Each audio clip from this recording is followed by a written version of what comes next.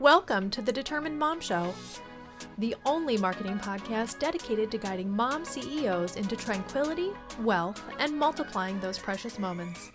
Welcome to this episode of the Determined Mom Show. I am your host, Amanda Tento, and I have Dr. Elaine Stageberg with me, and she is an expert in real estate investing and many other things. But before we get into that, we're going to talk about what we're actually going to talk about with her today, and she's going to share with us how to hire your first full-time employee to start scaling your company. Welcome, Dr. Stageberg.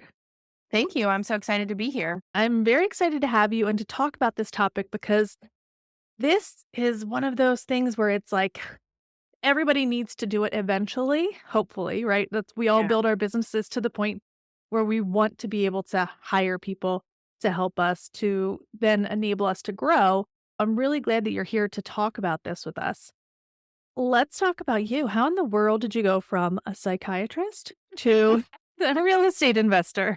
I know, isn't that a crazy trajectory? Yep, you're absolutely right. I am trained as a psychiatrist. And along the way, I built a real estate portfolio with my husband. Started just very simply with renting the home that I lived in before we were married. We moved into his home and rented out my home. And then decided that we really liked having that passive income and seeing that home grow in value and the mortgage being paid down, and decided to become purposeful real estate investors.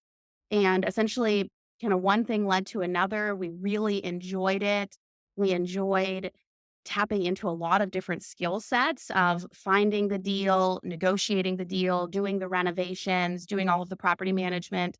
And I'm a physician. My husband had a career in information technology.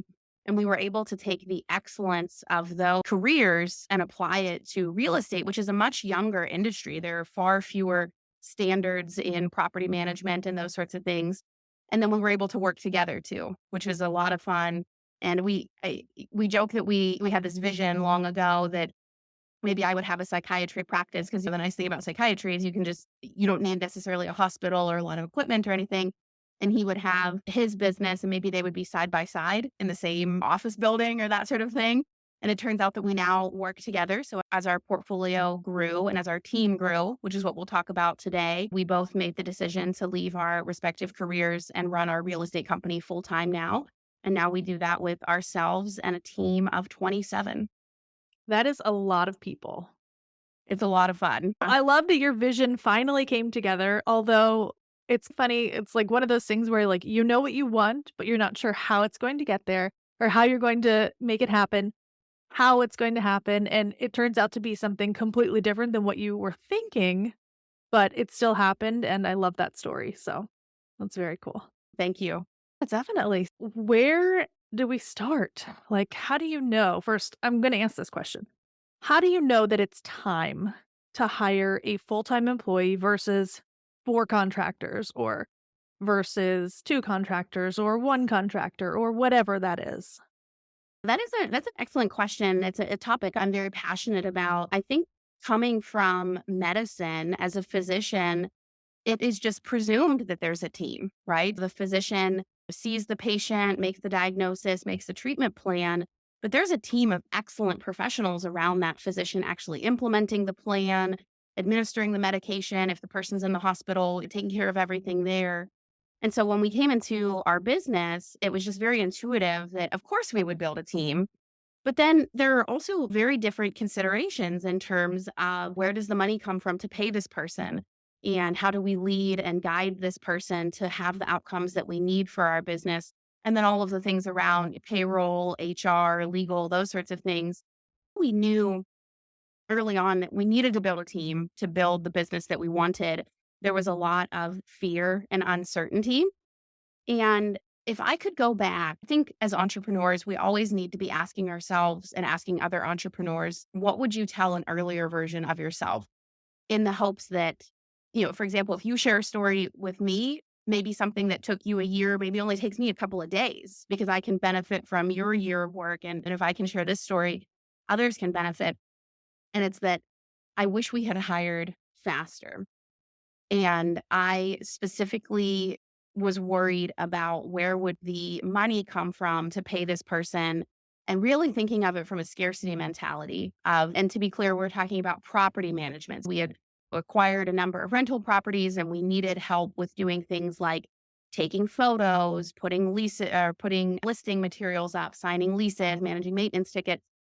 I thought of it as a zero sum game of if we're paying someone some amount of money per hour, then that's less income that our business will have overall.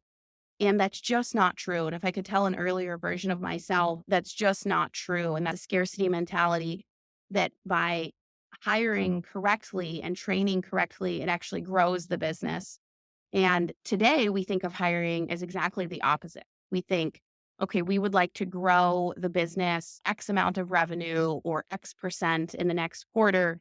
How many people do we need to bring on to make that happen? Now we think of payroll dollars and all of the things that we're able to offer now in terms of health insurance and benefits, but all of those expenses that go into the people on our team as a clear investment. And if there was one takeaway that I would want people to have from this time together, it's that building a team, although it's very scary, is a huge investment in the company, and transitioning the mindset from this is a cost to this person can bring X amount of value to my company it was the game changer for us. And when I look back at when we started hiring and how fast our growth was after that, you could see it if you could know nothing about our business, you could chart out our revenue and you would see a point, you would say, oh, what happened there? And it would be hiring. Wow. My next question is going to be how do you, and this is going to be different for every business, but how do you quantify that? If possible, there's a way that you can quantify that for any business. Like I have an idea in my head, but I don't know if it's right, like what I'm thinking. But if you're paying someone like $20 an hour and you're bringing in 100 or whatever, that's my easy, simple math. But I think you have a much better perspective of that you could probably share with us. Excellent question. My perspective is quite simple, like yours, that we think that a person needs to bring about 3x the value of their all-in cost. For us, that's things like payroll, health insurance, benefits. Some of our folks have company cars, but whatever all of those costs are, right? Maybe you're starting with a VA. You only have an hourly cost to that person. You don't have to worry about employment taxes or unemployment or all of those other things. The simplest way to start is a 1099 VA earning. You'd like to see at least 3x benefit from them in the company. And that may not happen all at once. And again, that kind of goes back to that scarcity mentality that I had, that at first you don't see that, right? Because there's a training and an onboarding period. And not only are you training that person, you are training yourself as a leader of what are the tasks that we can delegate and what are the processes that we can put into place so that this can be repeatable and teachable and scalable. At first, it very well may be negative. But after a period of learning, I would say about a quarter, maybe 2 quarters, you should see at least a 3x multiple. And then today with our employees that have been with us for years, it's undescribable. They might come into the office and have $1 million idea one day because they're doing the work every day. They're in the weeds, they're whatever sentence you want to use, their boots on the ground, whatever that is. And they see things and understand things about the business that I don't even anymore because they're doing a different set of work and they have ideas and backgrounds and experiences. And now as a more established company, I just wonder what $1 million idea will come in the door from the team that we're creating. And of course, the payroll dollars will just take care of themselves. And this is another question that's unrelated, but related. How have you found the best way to find those employees? And it sounds like you have some very long-term employees in place. How have you gone about hiring and finding those type of employees that are in it for the long haul? They're looking for a career. They're looking for a company to grow with. Because I think, especially in this day and age where we've had the pandemic that kind of upended everything and such fluctuations in employment and unemployment, I'm very curious to know your methods of doing that, if you're willing to share. Absolutely. I think one of the things that's been very important in our company setting the culture is knowing that people today value waking up and knowing that they are contributing to something bigger than themselves. Of course, people need to be paid well. Of course, people want health insurance and benefits and those sorts of things. But assume that salary and benefits are exactly the same from one job to the next. Most people are going to choose the job where they feel like they really belong, they're engaged, they can go home at the end of the day knowing that the time that they put in had meaning, that they're building something bigger than themselves. And we're very transparent with that. We just say that in our company meetings. Like, we don't find that there's any need to have kind of a secret thought process in our head and then say something differently. We will literally say, we have an all hands team meeting every Monday morning. And we will say things, how is everyone feeling about the contribution you're making? How is everyone feeling about how connected you are to your coworkers, to us as leaders, to the company? Does everyone understand the mission that we're on? And we ask different questions based on how the room feels that week. Every Monday morning, we have an anonymous survey, very simple, set up on Google, a Google form, nothing expensive, nothing fancy. And it asks 3 questions. What is your energy for the day? That's a mood question, but I find that in American culture, people are ashamed of saying that they're in a bad mood, but they're not necessarily ashamed of saying I'm low energy. What is your energy from 1 to 10? How valued do you feel at work? And how connected do you feel at work? On a scale of 1 to 10, it's anonymous. And then we talk about the average. We can see the scores like individually, but we don't know who it is. And with a team of over 20, it truly is quite private. But we can see, oh, even though maybe the average is, let's say for energy, 8.5, I see a 2 in there. Let's just keep an eye on that. And maybe someone just had a couple late nights this weekend and it's no big deal. But if we keep seeing that, we might say in the meeting, hey, whoever that number 2 is, we're here for you. And if there's something you want to talk about or a resource that you might need or something that we can do to help you, we're always here. We do that, those 3 questions as part of our KPI meeting, our key performance meeting, which is all of the things like, what is our assets under management? What are our rents? How many maintenance tickets do we have outstanding? All of the things that go into property management. And we do our team first to set a clear conscious and subconscious message that this is the most important thing we as leaders, my husband and I, can do for the company, which is first thing Monday morning, check in on how our team is doing.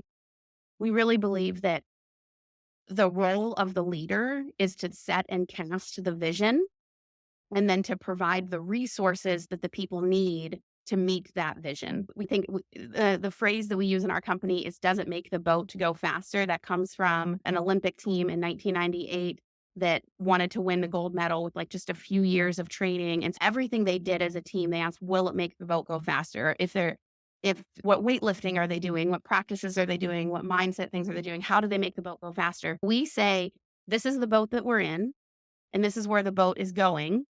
And then the team says, this is what we need to make the boat go faster. And that might be a training, a resource, something physical, like another computer monitor or office supplies. It might be a person. It might be one of our team members comes and says, now that I've been at the company this long, I have X number of responsibilities. I'm unable to keep up. We need to hire another person in this department. And then our job as leaders is to assess those requests and to supply those resources. And I think when there's that mutualism there, that the leaders and the team members, we're in this together, we know where we're going and we know that we all want to get there and we're doing it together. There's just such a healthy, positive culture and people love working here. The number one way that we find people to work for us is through word of mouth and referral. We've used things like Indeed and those other sources, and we have found some very good folks there. But most of it is we say, who wants to bring a friend to work today? And then just building those relationships. I will say one thing we've done differently that has worked very well for us that may or may not work for others, but I want to at least throw it out there is we have made the decision to be 100% in person in our office, even when we had very few payroll dollars and we probably could have used like an offshore VA for much less cost. We just decided that we wanted to have an in-person team, and that has worked very well for us. I'm open to the idea that there's perhaps a whole world of resources and options out there with VAs and stuff, but that's just what we have done for our culture, and it has worked very well. It is, of course, more expensive, but I find that for our company, we're really getting the value creating an in-person culture here. And that makes sense, especially because you're probably doing more local property management within Yeah. your region and having them like know this person and that person personally within the team, even like if a maintenance request or whatever needs to happen, it makes sense completely to do that. I think that's a great idea. And I love those 3 questions. Those are very strategic. And I love the fact that they're not emotional questions.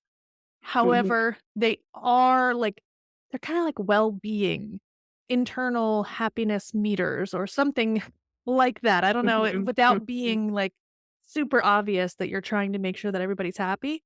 You're really trying to make sure everybody's happy. I love those questions. We've implemented it a few years ago, and it's so simple. Any leader could set it up in 5 minutes after this podcast. If you have Google Workspace, do it there. If you do it in Excel, like it's free. And it's a very powerful tool and you can do it with just 2 or 3 people. With just one or two team members, obviously you remove there's really no anonymity there. But once you have 3 or 4, then you can be completely anonymous. And I find that opens up transparency and honesty. That's great, and I'm taking that or I'm thinking that comes a little bit from your psychiatry background, just a little there. One of the things that comes from medicine in our company is blessedly medicine and property management are different in that there are emergencies in property management, fires, floods, all sorts of things, but very different than an emergency in medicine. But in medicine, I had to miss a lot of weddings, funerals, first birthdays, like things that you just don't get back. And I understand why that happened. Being a physician is a very special role that requires special devices. But in my company, another thing we're very transparent about is we say we have a fairly generous PTO policy. We're a young company. We're always growing and improving our benefits, and that's one of them.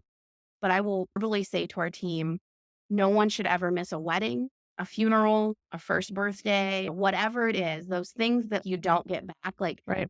I can't always promise that, that you'll make it to every single family lunch kind of thing. There are times when we Yeah. have to work evenings and weekends. But to the extent possible, I'm going to make sure that everyone gets to those events that can't be repeated. And even though those events are rare, it might be one or Yeah. two per person per year.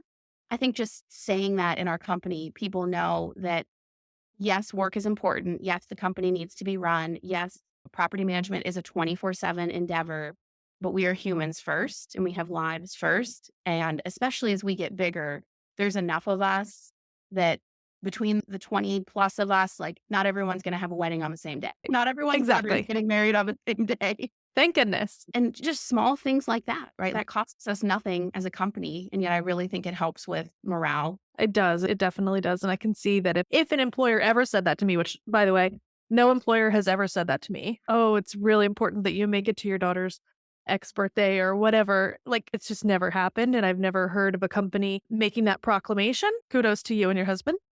But if that ever was said, it would definitely give me a different feeling and a different feeling of value within that company. It's Yeah. amazing. We both experienced a lot of burnout in medicine and technology. When our first daughter was born, something happened at my husband's tech company and he ended up having to work like 24 hours straight.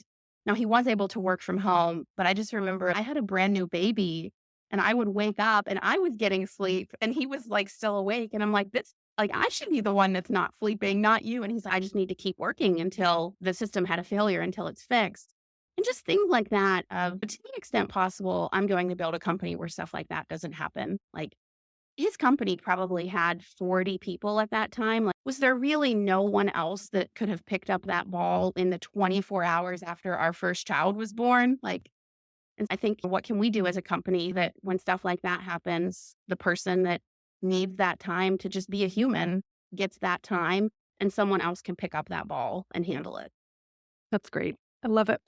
What other tidbits do you have or advice about hiring our first full-time employee or second or third or any subsequent amount of team members? One of the things that we've done differently in our company that I think has been very successful is, and it's probably obvious by now in the podcast, is we really hire based on culture. We're a property management company that's run by a physician, a career technologist, that's my husband and I, And then our very first hire was a former Marine. He was a recruiter for the Marines. And then he did all of HR and training for a large healthcare system in our area. Knew nothing about property management, was interested in real estate investment. That's how we came to know each other, but knew nothing about property management.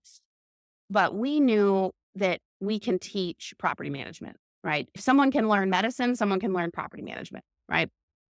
But culture is very hard. Culture can be taught, absolutely. Culture can be passed down by example, by phrases, all of those sorts of things, branding, internal marketing, but it's harder to teach than just a technical skill, I believe, in pretty much any industry. And when we were setting out to create our team, we thought, well, we want to find a person that is good at recruiting and training. And we're going to hire this person who's a former Marine recruiter and then did all of the hiring and training for a large organization. We can teach him property management, but he's going to come with this skill set and this culture. And the members of our team today, one of them has a background in social work and hospitality. One of them, several of them have backgrounds managing like restaurants and other small businesses. Again, being a leader, being able to set a culture, being able to provide for a team. And then we can teach them all of the property management stuff. The few times that we have hired folks specifically with property management experience, it generally has not worked out, which has been a bit of a surprise. And again, I always remain open to, is there some sort of failure of mine as a leader? Is there something I need to learn here? But I find that they come into our organization with some bad habits, and property management has kind of a bad cop mentality, for lack of a better phrase. And we just really don't believe that's true. We believe that property management should be more similar to hospitality and to service. And we bring in people with excellence in hospitality, service. If you're thinking about like that restaurant manager that's great at leading a crew and a cooking staff and making sure all of the guests are comfortable and that people enjoy their time there, that's a person that we can teach things about fair housing and all the things that people need to know in property management. And I would just encourage people to think of that whatever your industry is, free yourself of the thought of, I'm a whatever, I need to find a mini whatever of me and hire that person. And just find someone that's really good at customer service and culture and team building, and then train them in whatever the thing is that you do, the product or service that you are an expert in. And then we get our expertise in terms of like our accountants and our attorneys and those sorts of things. Those people they're not interacting with like our residents or our maintenance people or those sorts of things on a daily basis. They're providing like the technical leadership that we need for our company. But our boots on the ground, day to day people, we hire them for culture and train everything else.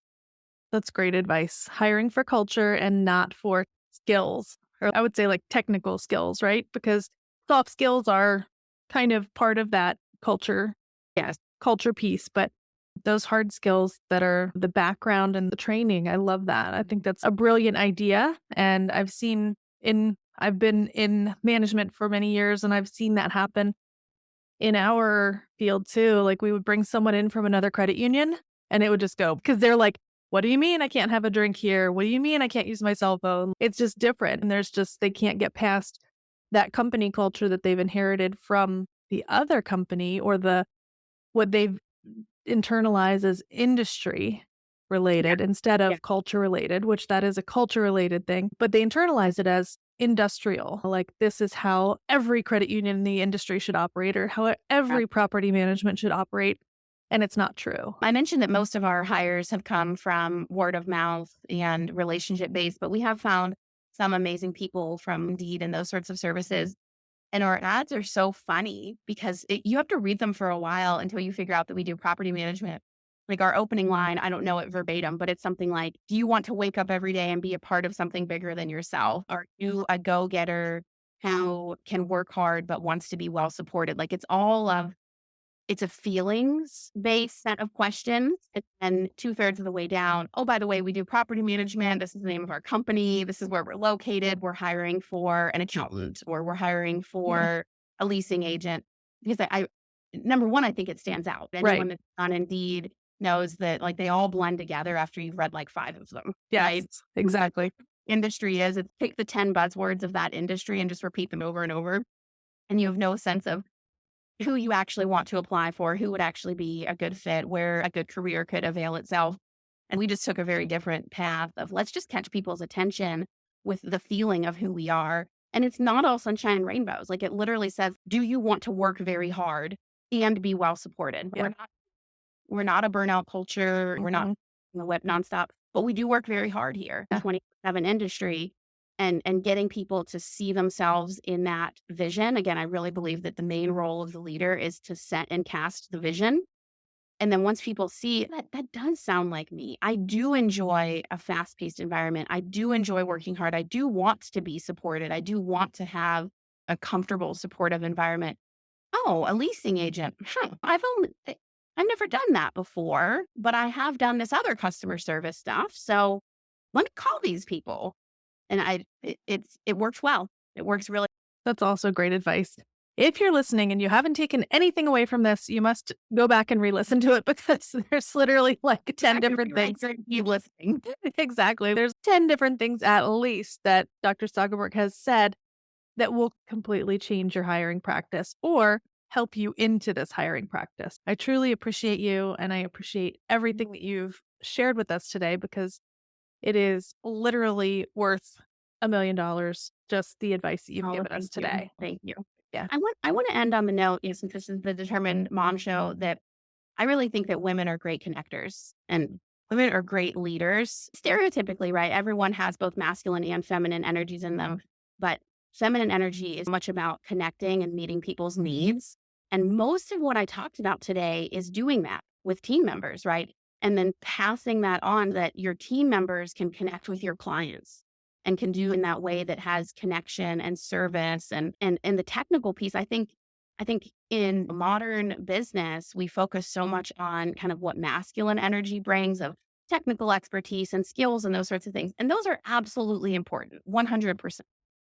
But women can bring such excellence in communication and intuition and understanding what people need and giving it to them and leading and inspiring, again, setting that vision and getting people toward it. I just want to leave on like a positive note for fellow women entrepreneurs or people considering entrepreneurship that there is so much power in being a woman in business.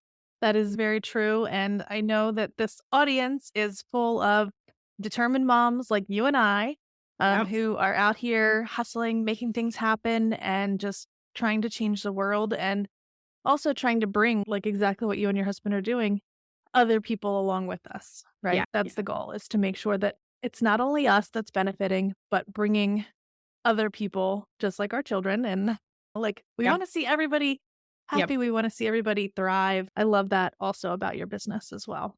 Thank you. Thank you so much for being here and sharing all of your wisdom with us. Absolutely. It was my pleasure. Thank you. And where is the best place for people to connect with you online? The name of our company is Black Swan Real Estate. We're a real estate investment and property management company. And someone can connect with us at meetblackswan.com. That has our newsletter, our Facebook group, a link to my calendar. All sorts of resources are there at meetblackswan.com. Thank you so much, Dr. Stageberg, for being here. And we wish you the best with your company. Absolutely. Thank you. Let's face it, piecing together a marketing plan with the things you hear, watch, or read online, while tempting, is never a good idea. The truth is, people don't search on social media for your services, and even if they do, they will still be going to Google to check your ratings. By not having a cohesive, proven marketing system, you are leaking clients and customers through giant holes in your customer acquisition bucket. But let's talk about what else isn't working. Posting tirelessly on social media, tracking followers as a business metric for success, paying for ineffective marketing, buying glossy ads in coupon magazines, spending time replying to comments, paying others to manage your social media with no actual sales coming in. What is going to work? Having a proven marketing system in place will plug every hole in your bucket and allow you to begin to fill up with new customers and to also retain and nurture your current ones.